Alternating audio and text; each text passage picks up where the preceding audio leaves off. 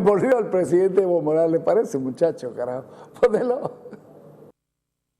Como ustedes han hecho seguimiento, cada presidente teníamos que intervenir 3 minutos, exagerando 5 minutos. A veces viajar tantas horas para intervenir solo 5 minutos. Nuevamente reiterar, creo que Bolivia tiene una política internacional muy importante sobre el cambio climático. Es que si no cambiamos el sistema capitalista, si no acabamos con un modelo depredador, es el modelo neoliberal, prácticamente el planeta está condenado a la desaparición. Y el argumento que usa, por ejemplo, cómo la humanidad ha creado el Tribunal Penal Internacional. Sin embargo, Estados Unidos no ratifica este Tribunal Penal Internacional, por tanto, no puede ser juzgado por el tribunal. En las cumbres de presidentes de gobiernos se han firmado tantos tratados sobre los derechos humanos. Estados Unidos, ni uno de su Congreso ha ratificado los tratados sobre los derechos humanos.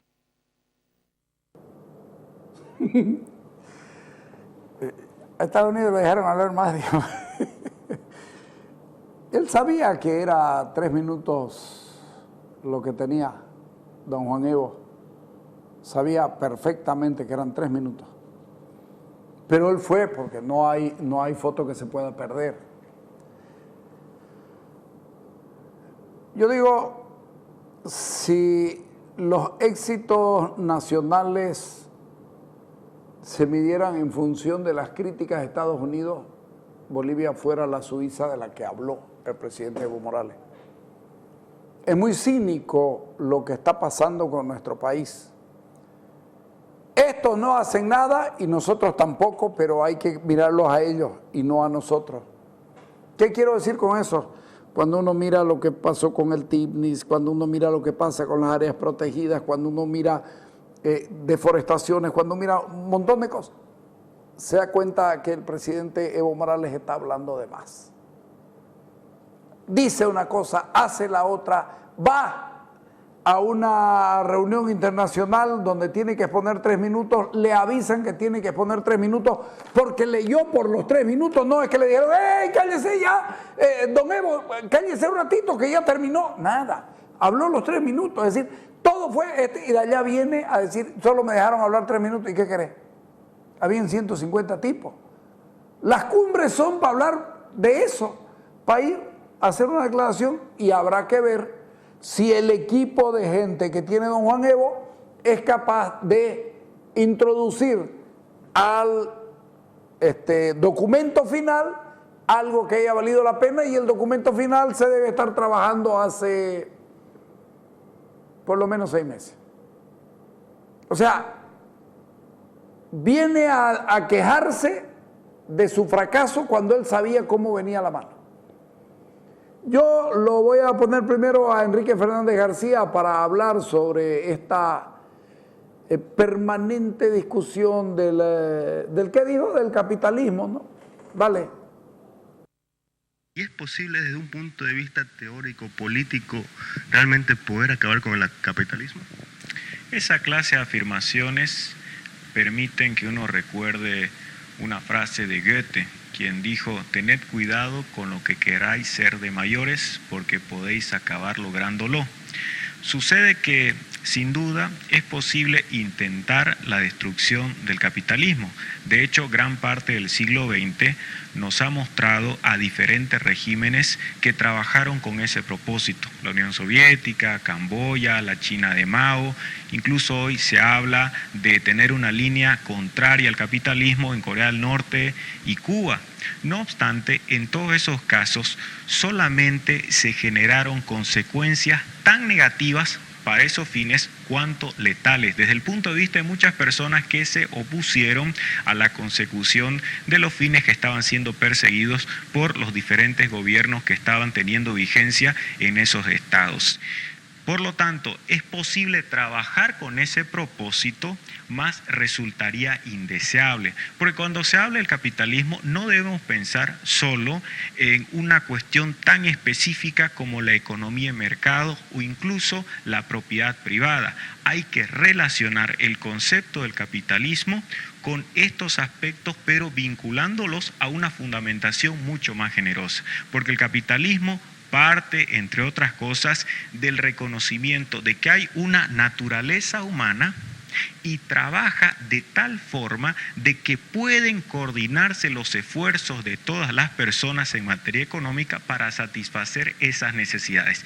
Negar el capitalismo es negar, entre otras cosas, que las personas actúan para satisfacer sus intereses y que además pueden coordinar esos esfuerzos sin que exista un conjunto de individuos que esté planificando su vida. Si los hombres son libres, es forzoso reconocer entonces que esa libertad puede realizarse plenamente a través de la propiedad privada. John Locke, a quien se considera el fundador del capitalismo, manifestaba que había esa relación que no se puede romper entre lo que es el hombre, su libertad y la propiedad. Acabar con el capitalismo implicaría, por lo tanto, proceder de tal forma que resultaría ese sistema contrario a la propia idea del hombre libre. Y por otro lado, vale la pena también subrayar el hecho de que cuando se ataca el capitalismo, se acostumbra relegar la idea del liberalismo, lo cual es un error, porque el liberalismo tiene diferentes dimensiones. Una, con certeza, es la dimensión económica. Encontramos en el liberalismo, por lo tanto, al capitalismo. Se defiende el capital como principal factor de producción, la propiedad privada, la economía de mercado, pero existen otras dimensiones que no pueden ser relegadas. En el liberalismo o capitalismo en Estados Unidos, por ejemplo, las personas que defienden este sistema o doctrina se consideran capitalistas, no liberales. Así se presenta Ayn Rand, porque en Estados Unidos liberal significa progresista. Por consiguiente, cuando se habla del capitalismo, se debe hablar del liberalismo. Y si se habla del liberalismo, no solo se piensa en términos económicos, sino también políticos. La democracia liberal, las libertades civiles, libertades políticas, la libertad de expresión, de pensamiento, la libertad de asociación, también son conquistas que, por supuesto, han favorecido a toda la humanidad y se trata de logros del liberalismo. Anular el capitalismo, si hay un mínimo de coherencia, tendría que implicar acabar con toda esa obra liberal. No es solo dictar normas que supriman la propiedad privada o perjudiquen la libertad de comercio, la circulación de bienes, servicios y hasta personas, sino también por coherencia, estos enemigos del capitalismo tendrían que ser igualmente contrarios a toda expresión de liberalismo y cuestionar la democracia liberal que se ha hecho en varios países. Entre los países capitalistas, Corea del Norte no tiene pluralismo porque no le interesa la libertad política. En Cuba tampoco existe la posibilidad de elegir entre diferentes opciones partidarias. Ahí está, un enemigo del capitalismo, si es consecuente, tendría que atacar las otras dimensiones del liberalismo, no solo las cuestiones económicas. Precisamente, doctor, si bien el presidente maneja un discurso anticapitalista, ¿cuál es la realidad en lo nacional frente al capitalismo? Resulta que, como ha ocurrido con el Estado de Derecho, la democracia, entre otros productos del liberalismo, existe una concepción instrumental de tal manera que se presenta el capitalismo solo en cuanto a los aspectos que les produce mayor irritación. Dicen que están en contra de las transnacionales porque están explotando de manera injusta los recursos naturales, pero en los otros efectos del capitalismo ahí no se causa ninguna molestia. Es una cuestión muy instrumental. Hoy se pueden presentar como grandes admiradores y defensores de la madre tierra, que por cierto, en materia de ecología, el capitalismo también ha hecho mucho. Ahora, por el otro lado, si se pretende atacar el capitalismo, pues tendría que haber coherencia y eso no hay en este régimen. Como usted señala, existen algunas intervenciones muy altisonantes, apasionadas, pero al mismo tiempo se anuncia la compra de productos que son una consecuencia del capitalismo. Si puede comprar Juan Evo Morales Saima plantas o adquirir grandes bienes en Alemania, Austria y otros países como Francia, es gracias al capitalismo. Sin el capitalismo eso habría sido imposible. Se demanda, por lo tanto, coherencia y tal vez afortunadamente todo esto se queda en la retórica, porque francamente sería indeseable tratar de sustituir esta manera de organizarse que tienen los hombres con otras experiencias que han sido terribles. Quizás si se planteara una alternativa diferente, se podría discutir con mayor generosidad, pero tratar de reiterar vivencias que han sido funestas en diferentes partes del mundo, eso es lo más terrible en estas circunstancias y donde no hay, por supuesto, ningún tipo de originalidad.